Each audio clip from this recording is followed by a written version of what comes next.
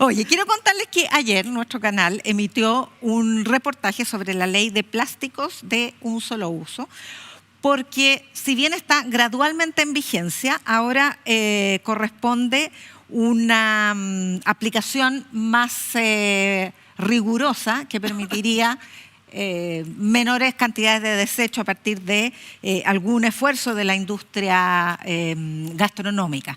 Pero ha habido un lobby bastante feroz y sobre eso es que queremos conversar con la directora de Oceana, Lisbeth van der Meer, médico veterinaria, magíster en manejo de recursos naturales y sustentabilidad ambiental, de lo que también queremos hablar contigo, pero partamos por esta denuncia. Sí, bueno, yo creo que es una de las primeras leyes ambientales que se retrocede. Eso es lo que hoy día se está discutiendo en el Senado, ¿cierto? Que esta ley no les gusta, entonces suspendámosla un ratito. Lo que quieren es más de un año de suspensión y tuvieron 3 años para implementarla. ¿Para implementar qué? Que adentro de los restaurantes ya no te puedan dar plástico, pero tampoco desechos, porque la idea de suprimir el plástico tampoco es que te den papel o otras cosas, porque eso, la basura es un gran problema, es uno, yo creo que de los más grandes problemas. Contenedores de bambú son los que se están usando, ¿no? Claro, pues tú lo que vas a poder usar en cualquier parte es lo que es reutilizable, un plato de cerámica, ¿cierto? Un plato de bambú que se pueda lavar de nuevo, pero la cosa es que se puede usar muchas veces, como lo hacen muchos restaurantes. Correcto. De hecho, esto solo afecta al 7,7% de los restaurantes porque son las cadenas de comida rápida. Correcto. Entonces, el problema es que las grandes cadenas, ¿cierto?, no quieren implementar esto, no quieren demostrar que se puede implementar porque su negocio está basado en la basura, digamos. Entonces, en la generación de esto, o sea, de que te entreguen una hamburguesa con el envoltorio, ¿cierto? Y eso es lo que hoy día están peleando, que esto se aplace. Y se aprobó en el Senado, según decían en el reportaje. Exactamente. Entonces, se aprobó la suspensión. Sí, y hoy día está en la Cámara de Diputados, ¿cierto? O sea, todavía quedan trámites, pero nosotros vemos para dónde van, ¿cierto? Esto no es solo suspensión, lo que se está buscando es que esta ley no exista. Esto ya es lo mismo que pasó en Europa. En Europa fue exactamente el mismo lobby, los mismos pasos. Esta ley se discutió por casi 3 años. Se votó. También McDonald's es el que lleva, el que pivotea la presión. Exactamente. Y aquí en Chile el proyecto se discutió 3 años, se votó unánime. La Cámara de Diputados, en la de o sea, vinieron todos los senadores, todos aprobaron, se escucharon a todos los que hoy día se están oponiendo, a Chica, pero yo creo que a lo mejor dijeron, hagamos lo mismo que hicimos en Europa, que pase la ley y después digamos, no, esto no se puede implementar, así que aplacémoslo. Yo creo que es una estrategia, pero nos preocupa porque nunca antes se había aplazado una ley ambiental, digamos, en la historia de Chile. Hoy día ando discrepona.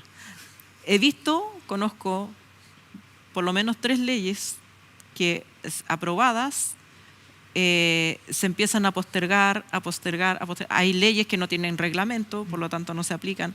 O sea, no es una estrategia nueva, es lo mismo que pasa en el sistema judicial. El abogado defensor, si no te puede sacar de la cárcel, va a tratar de usar todos los recursos para postergar el pronunciamiento final lo que más pueda. ¿Qué se puede hacer desde el punto de vista de la sociedad civil para impedir estas estrategias que son menos visibles? Porque la noticia, el titular, se aprobó la ley, listo, ya chao, y la gente cree más o menos que la ley ya se aplicó. Bueno, efectivamente, yo creo que somos los consumidores también los que debemos exigir que nos entreguen ciertos productos, ¿cierto? Antes ni siquiera había la opción. Si tú vas a otros países, a uno le choquea la cantidad de plástico que hay. En Chile de a poco ya se ha ido reduciendo, gracias a esta ley, ¿cierto? El uso de bombillas, cada día vemos más que nos dan una taza, ¿cierto?, para tomar el café. Son cosas también que uno tiene que tener una opción, pero si uno no lo exige, tampoco hay ningún incentivo, ¿cierto?, desde estas grandes cadenas para poder ofrecerte lo que nosotros estimamos que es ecológicamente importante, que es que no nos sigan dando plástico, es una, pero también que no nos sigan dando más desechos, Claro. que son cosas que en realidad nunca necesitaste. Necesitáis que esté todo envuelto, una hamburguesa, si efectivamente te la pueden pasar en un plato y tú te la puedes comer así.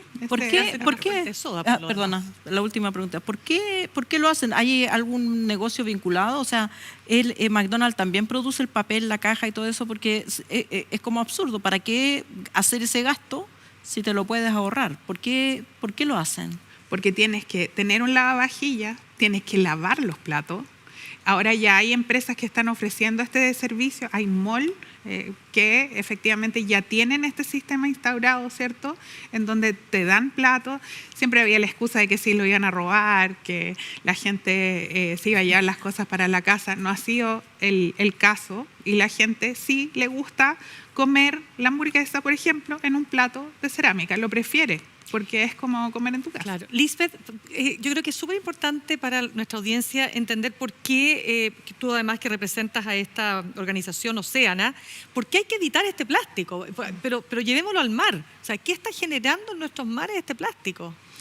Bueno, ¿por qué nosotros empezamos a tramitar esta ley, específicamente en Chile?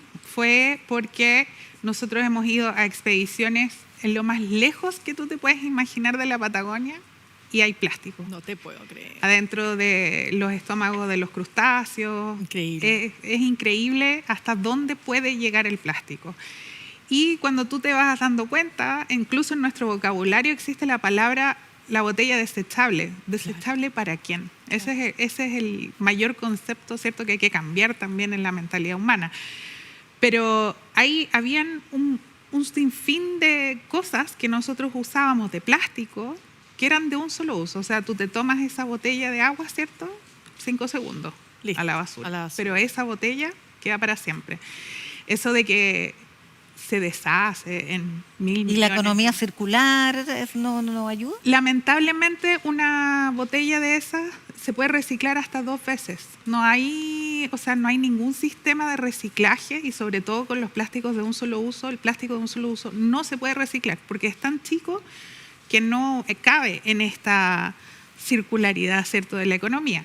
Ahora, hay, por ejemplo, los envases retornables de bebida, esos se pueden, estos que son de un material de plástico más grueso, ¿cierto? Esos se pueden llegar a reciclar hasta reusar 20 veces. Entonces, reciclar, siempre se decía las 3 R, ¿cierto? Claro. Reciclar ya no es una vía para la disminución de plástico, lamentablemente.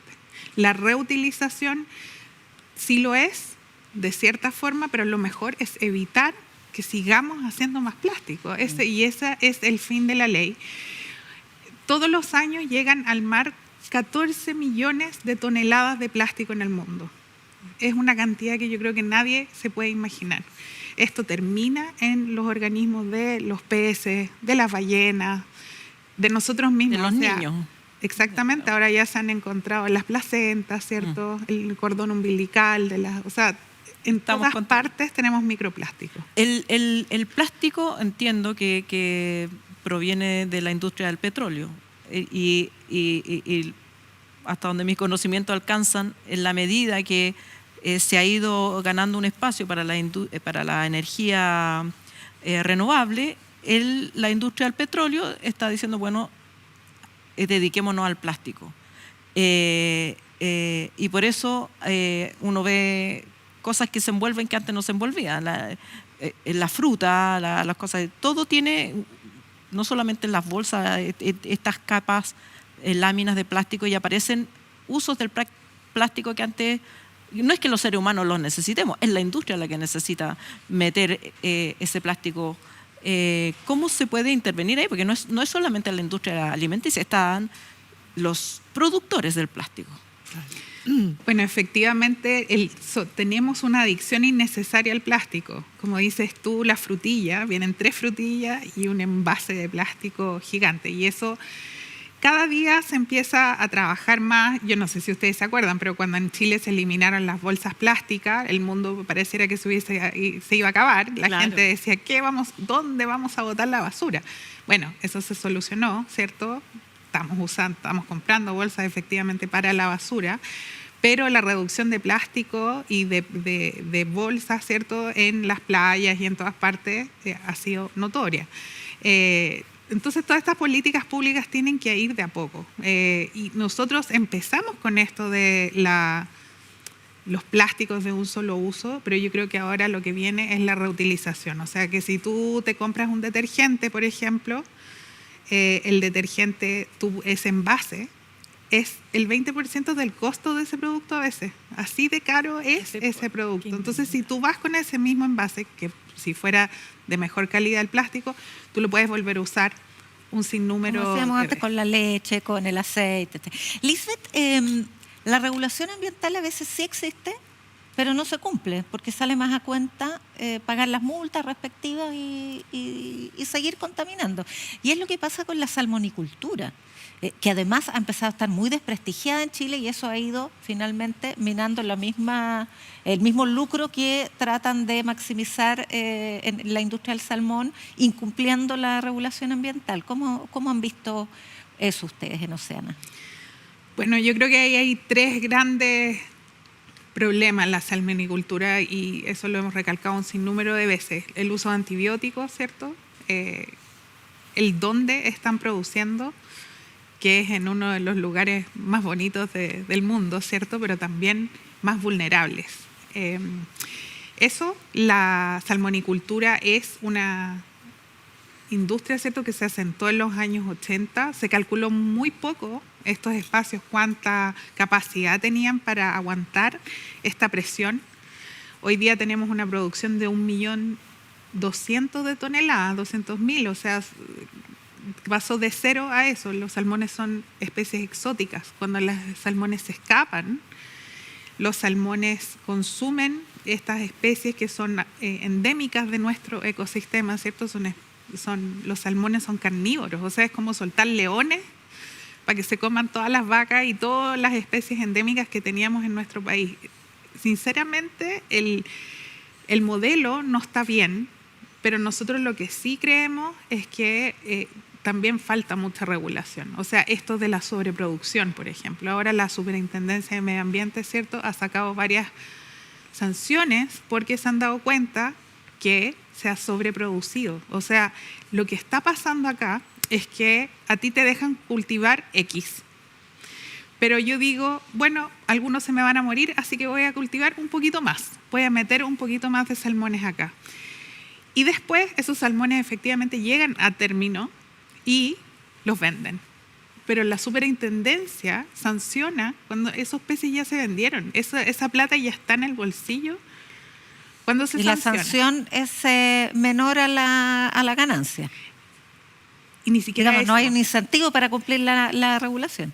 Lo que pasa es que después ellos presentan planes de cumplimiento y nunca se paga la sanción. Nunca se ha pagado una sanción. Un plan de cumplimiento ex post, o sea, para lo que vendrá, no para lo que ya se vendió. Exacto, y ya, o sea, tú ya tienes esa ganancia.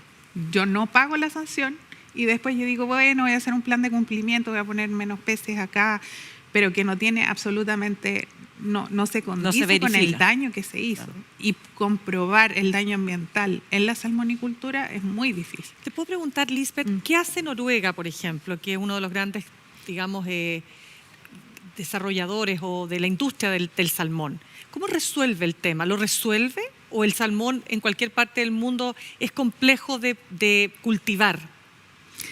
Bueno, el salmón, al ser carnívoro, tú necesitas proteína, de alguna parte tiene que salir, ¿ya? Y ahora está saliendo hasta del krill, que es el crustáceo más chico que existe en el mundo, de lo que se alimentan las ballenas en la Antártica. Entonces, de esos crustáceos chiquititos hacen harina de pescado para alimentar esos salmones que están en Noruega. Ahora, lo distinto de Noruega es que allá no son exóticos, son locales. Claro.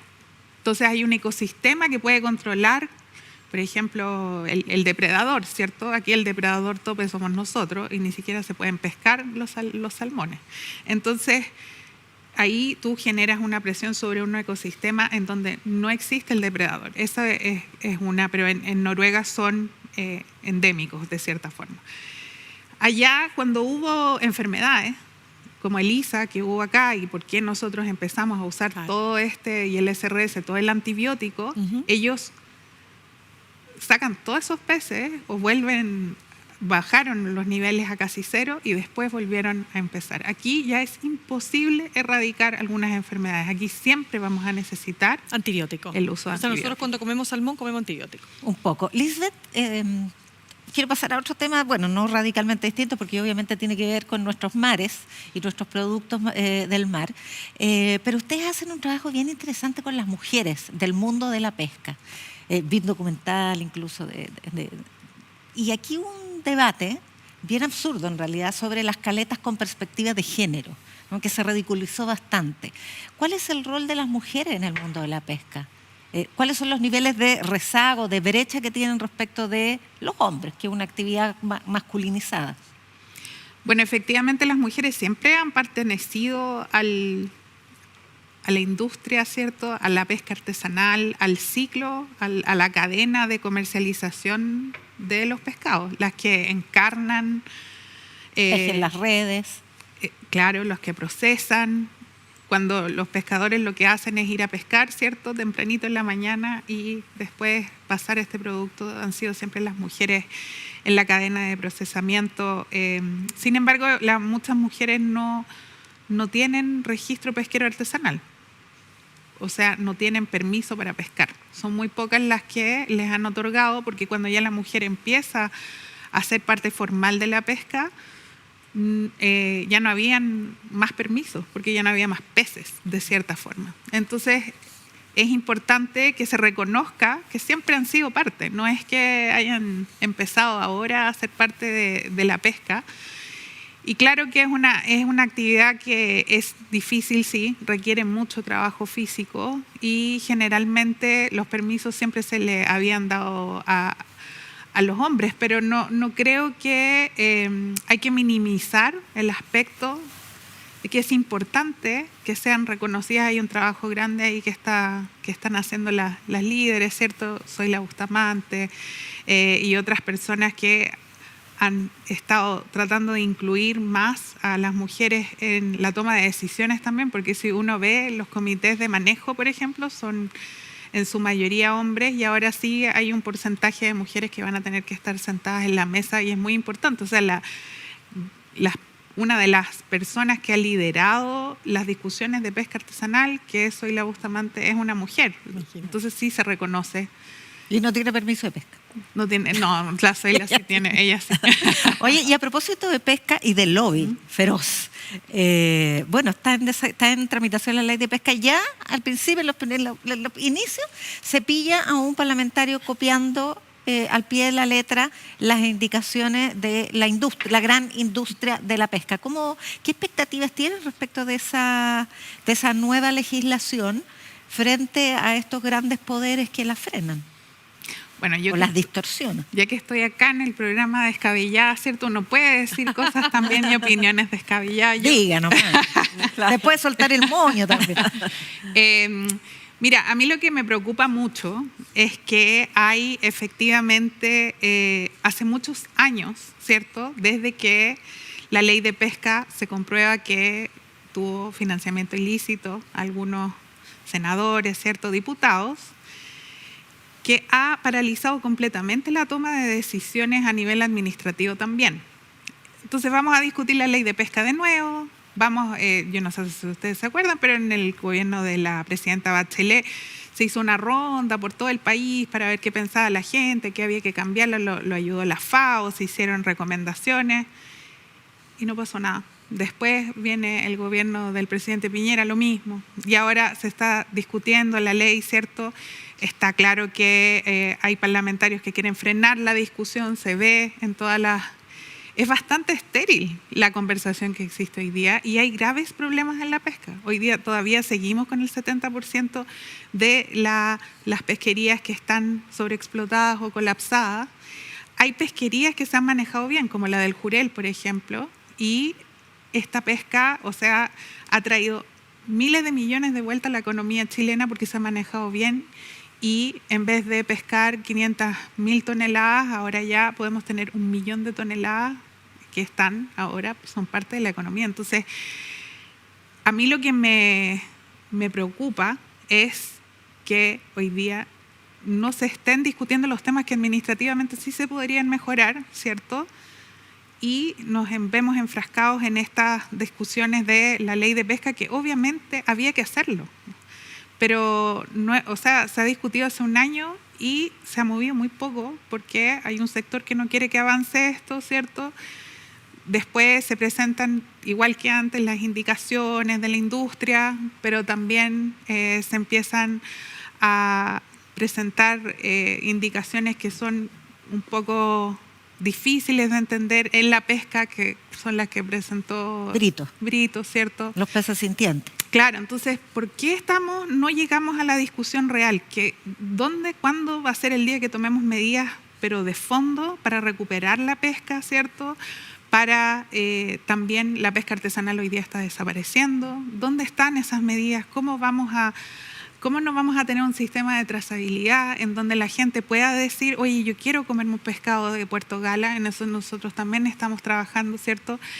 La gente le gusta la pesca artesanal. A todos cuando vamos a la playa, vamos a la caleta a comprar el pescado, pero hoy día en Chile es muy difícil poder comer pescado. Y tenemos uno de los mejores recursos del mundo en las costas, ¿cierto? La corriente de Humboldt nos ha dado esta bendición de que podríamos comer pescado todos los días, pero es muy difícil tener acceso al pescado. O sea, en el supermercado venden salmón, venden tilapia y no estamos, ¿cierto?, teniendo el beneficio que tendríamos que tener sobre nosotros. Y además es caro. Es caro. Sí. Entonces, ¿y por qué no debiera ser caro?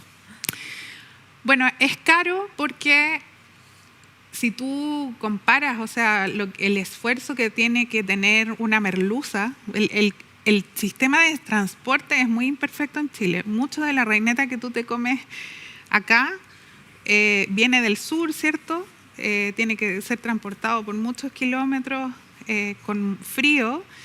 Pasa al terminal pesquero, nadie sabe lo que pasa en el terminal pesquero, se va a alguna feria. Entonces, el sistema...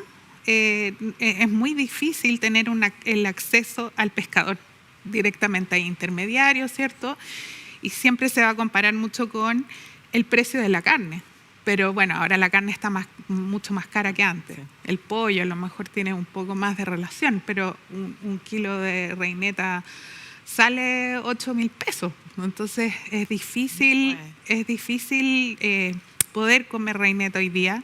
Hay pescados como el jurel que efectivamente hoy día, como hay tanto, es mucho más barato, pero no hay cadenas perfectas, ¿cierto?, que te permitan un libre acceso a estos productos del día a día. Entonces se empieza a encarecer, los intermediarios tienen el monopolio de los precios. Eso es lo que, claro, eso es lo que se dice, ¿no? Y entonces es muy difícil si no tenemos trazabilidad. Y también porque nosotros, como el país es tan largo y era tan difícil traer el pescado a Santiago, siempre hay como ese recelo de que llegue añejo. Sí. Entonces por eso uno en las vacaciones come kilos de pescado, ¿cierto? Claro. Porque está en la costa, pero en Santiago es difícil acceder a un pescado fresco. Qué fuerte. Oye, y una pregunta, porque cuando uno va de repente a la costa central, oye, vamos a la caleta a comprar pescadito recién salió y no viene de ahí, ¿no es cierto? No. Que es una de las cosas, las decepciones más grandes. No sé si es mito o no, pero a veces uno come pescado en la costa que viene de Santiago. Pasó por Santiago. Sí, pues del terminal pasó pesquero. por Santiago y llegó a la costa. Tremendo. Sí, si comes reineta en Tongoy, te aseguro que no es de ahí. Total. Lisbeth van der Meer, ahora sí está bien pronunciado, sí. Directora ejecutiva de Oceana, médico veterinaria, experta en manejo de recursos naturales, como lo hemos constatado en esta conversación. 1.000.000 de gracias por ayudarnos a entender estos temas, por estar aquí con nosotras. Muchas gracias a ustedes. Gracias.